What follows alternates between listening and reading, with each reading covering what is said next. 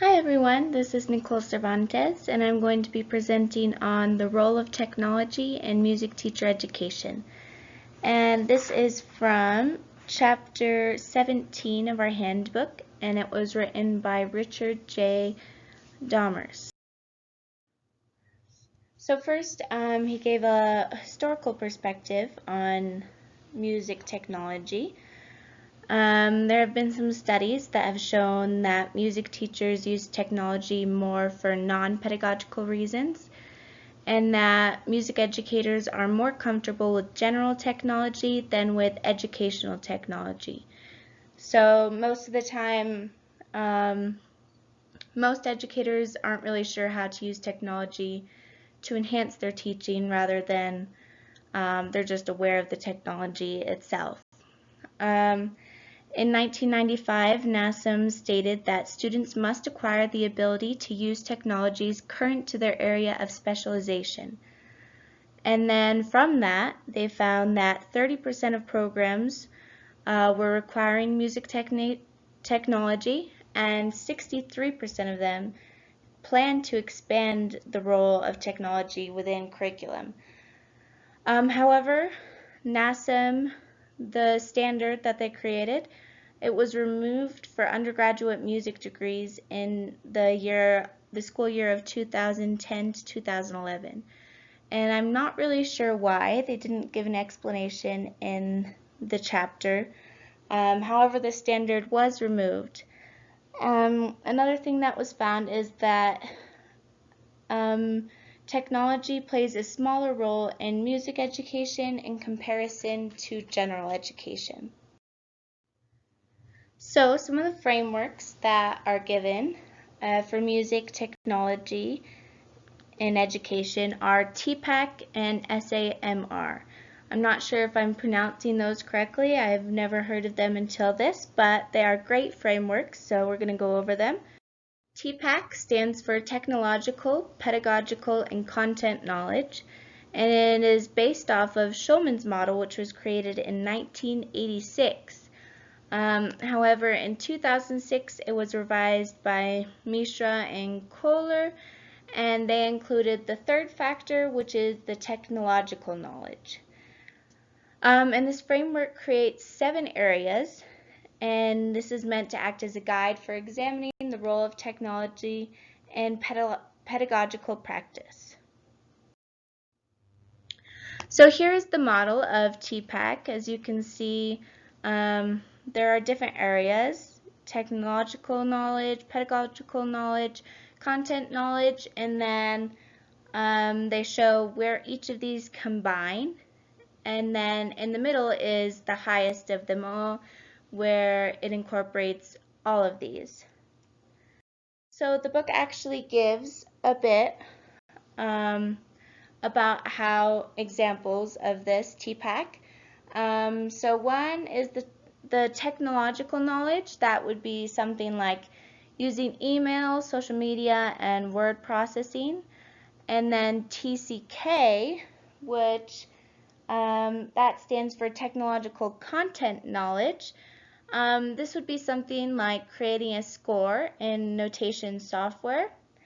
And then to move a step further into the middle, which is the very highest, applying all of these, this is TPAC, Technological Pedagogical Content Knowledge. That would be the knowledge of how to facilitate student composing utilizing notation or loop-based software. So the next framework that they discussed in this chapter is SAMR. And this framework uses these 4 levels. This diagram was given in the chapter, the same one. And so the bottom 2 levels are enhancement, and the top 2 levels are transformation. Kind of thinking of substitution, that's the lowest, and then redefinition, that's the highest use of technology. So substitution is tech acts as a direct tool substitute with no functional change. This meaning that they're simply using technology, however, it doesn't really do anything for the teaching. Then the next highest level is augmentation, and this is where the tech acts as a direct tool substitute with functional improvement. And these are both under enhancement. And then under transformation, the lower level is modification, and this says that the tech allows for significant task redesign. And then the highest level being redefinition, where the tech allows for the creation of new tasks previously inconceivable. So the bottom level of all of this is basically just using technology for the sake of it. And then redefinition is where you really allow the creativity to come into play through technology, and technology is the main source of what you are teaching. A little bit about applying this. They gave some examples in the chapter. So for example, the bottom level substitution. This would be if a choir director used the metronome app on her phone instead of using a traditional metronome. So as you can see, there's not really a use for it other than it's just using technology. You could just use a metronome just as easily. Then there's augmentation, which is the second level. And this is an example. Utilizing Spotify on the computer or phone to play a musical example that arose from a discussion in class. And then on the higher two levels, here are some examples. For modification, they said the use of a notation software to facilitate a melodic composition project in a performing ensemble. And then for redefinition, which is the very highest of all the levels, they use the example of using iPads to facilitate the creation of iBands and a general music class. So basically the whole activity you're doing is based around the technology, and that is helping in the education aspect. The author of this chapter then went on to talk about what is the optimal practice for music technology in institutions.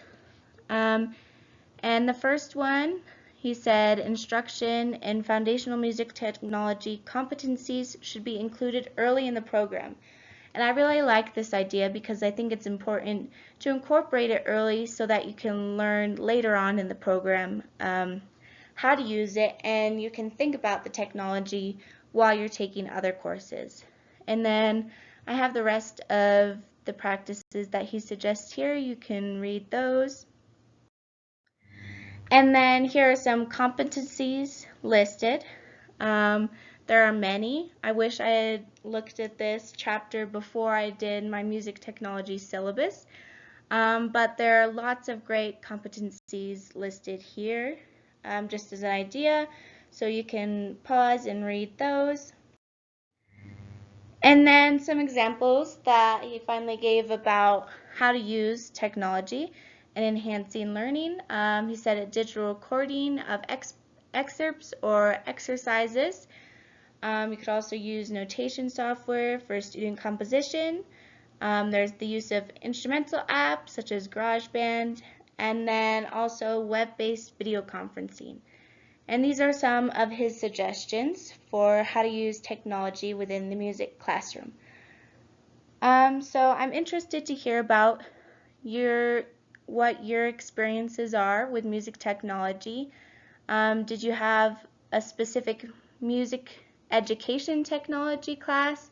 Did you have just music technology? That's what I had. It wasn't specific towards education. Or did you not have technology classes at all? I'm interested to hear about that. And then also, what are you guys using now? How would you rate yourselves based on these TPACK and SAMR? Let me know.